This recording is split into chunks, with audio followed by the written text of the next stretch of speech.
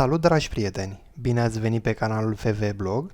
În acest clip voi repara, înlocui ecranul unui laptop. Am de față un Sony Vaio, model SV14A2V6RB, însă pe spate pe o parte scrie SV14AE12V, iar în cealaltă parte SV14A2V6RB. Oricum, concluzia este că în Windows la DXDiag este scris clar că este varianta cu RB la sfârșit.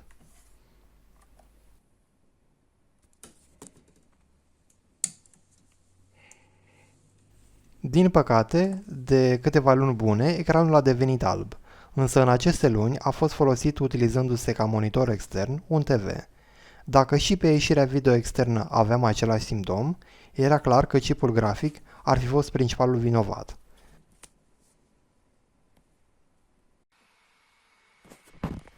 Pentru acest videoclip am filmat dovadă că nu este placa video.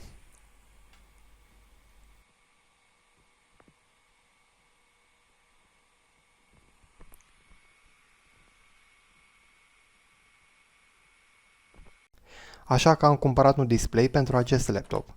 Deșurubăm cele 4 șuruburi mici, dar cu mare grijă să nu le pierdem.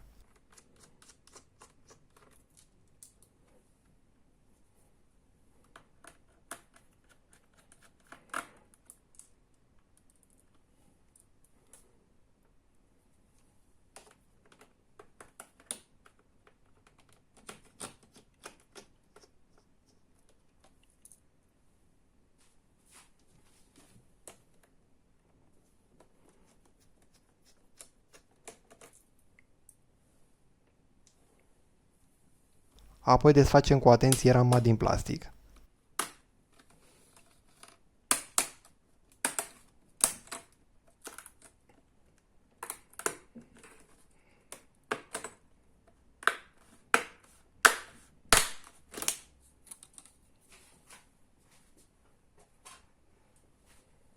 Înainte de a continua procedura de deconectare a ecranului, scoatem bateria și sau alimentatorul.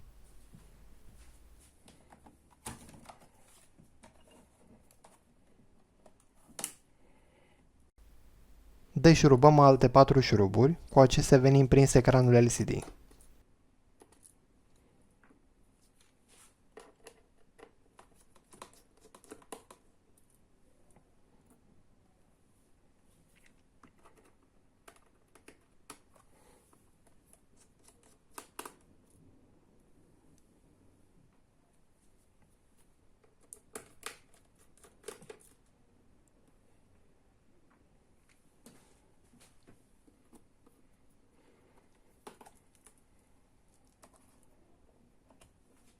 Apoi deconectăm cablul VFDS cu mare atenție, deoarece are un conector destul de sensibil și se poate deteriora foarte ușor.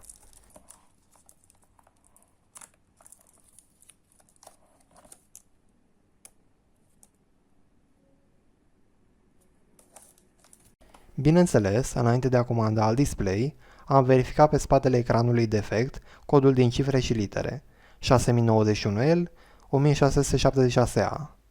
În niciun caz nu căutați după modelul laptopului, deoarece nu o să găsiți nimic.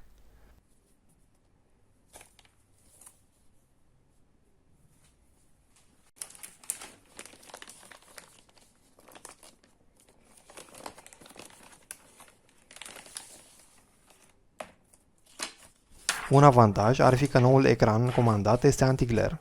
Mai pe înțeles, este un ecran cu un strat de sticlă mată ce nu reflectă lumina.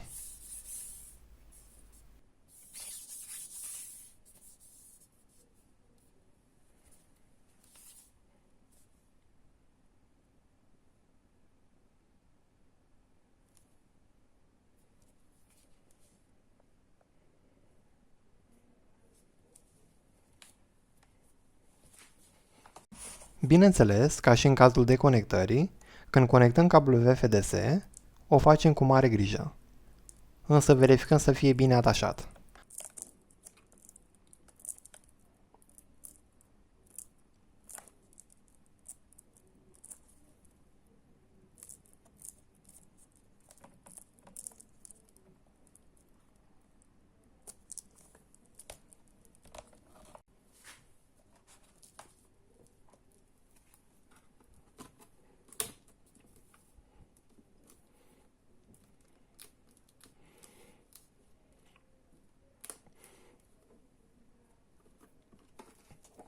Avem grijă să fie așezat bine cablul ce vine conectat ecranul.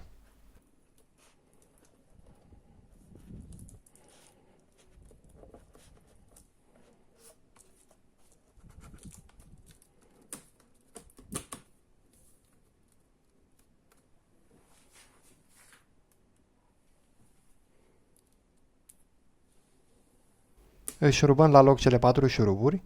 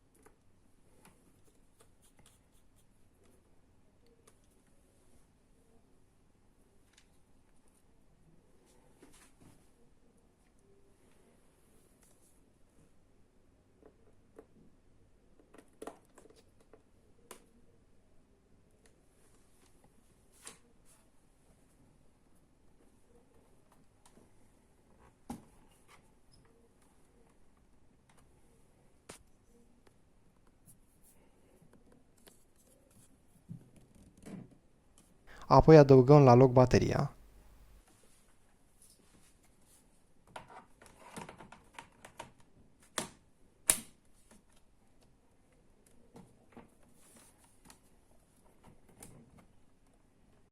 Și acum vine partea frumoasă. Se pare că problema s-a rezolvat.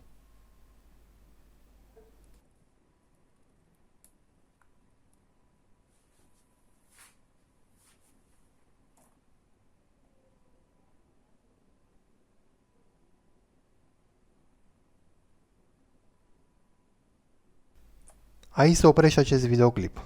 Sper că a fost util și vă place acest gen de conținut. Dacă da, nu uitați de like, subscribe și să apăsați pe clopoțel. Toate cele bune!